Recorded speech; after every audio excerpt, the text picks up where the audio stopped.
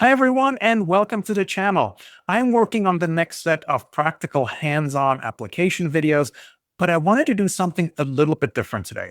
I want to highlight a few studies that have found some interesting effects of AI use on our psychology and our brains, things that are really worth keeping in mind as we barrel towards this AI-driven future. First, I want to highlight what researchers have found around psychology.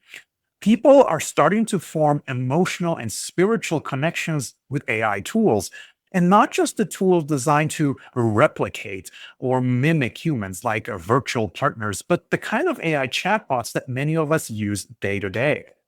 Now, this is not a new phenomenon. People have always projected human like qualities on our tools.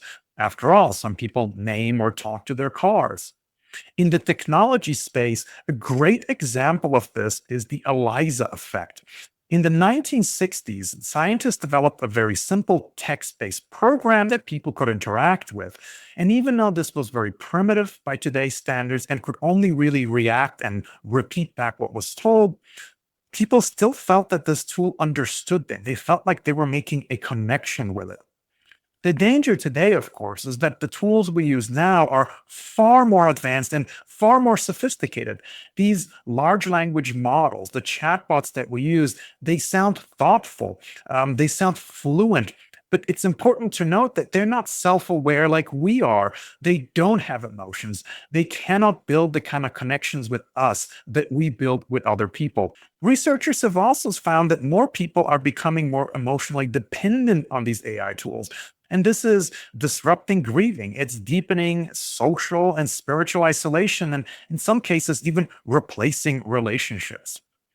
There is the sense of a false intelligence. Just because these tools sound smart and knowledgeable doesn't mean they're actually intelligent the way that people are. It doesn't mean that they understand us the way that we understand each other.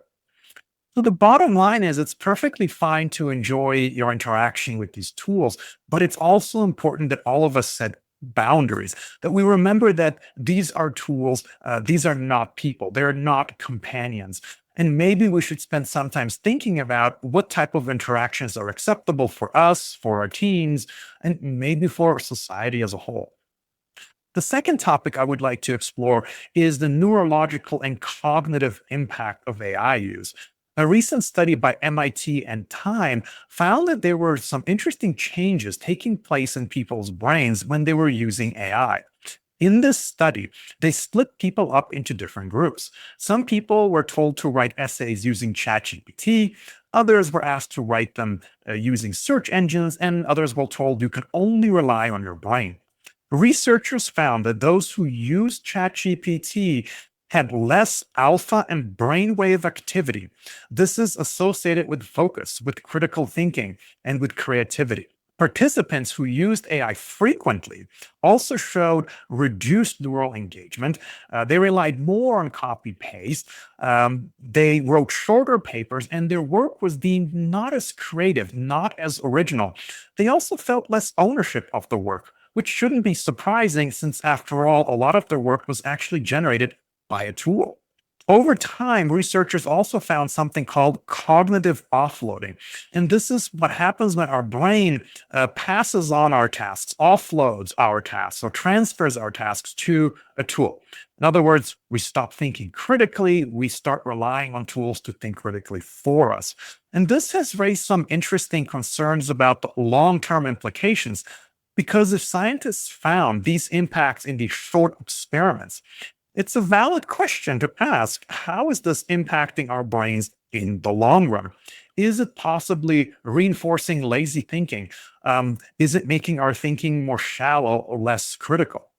And we've seen this with other tools. GPS is a great example. We used to have to memorize layouts of cities, at least a basic road plan. We had to think about how we get from point A to point B.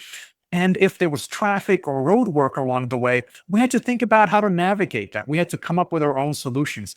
Today, of course, we put our destinations in GPS and let it guide us. If there's traffic along the way, we rely on the tool to reroute us. Many people use GPS even for short, well-known routes. So we've completely offloaded this process to GPS, a tool. What happens if we start outsourcing more of our thinking, more of our critical thinking in many, many more tasks? And this is important because we know there's a correlation between declining brain activity, especially alpha and beta waves, and certain types of cognitive decline, such as Alzheimer's. Now, to be clear, this is correlation, not causation. I'm not suggesting that ChatGPT use causes Alzheimer's. However, if there are similarities, and if we are relying on these tools more and more and more, it might be a really good idea to do more studies like this to really understand if there are impacts on our brain, and if they are, what can we do to mitigate them? So, a key takeaway from this is it's perfectly fine to use AI to improve your work, to enhance what you do, but please don't use it to replace your work. We have to remain in the driving seat. This is why in my videos, I'm very cautious to encourage you to use AI to help you do your work, but not replace what you do.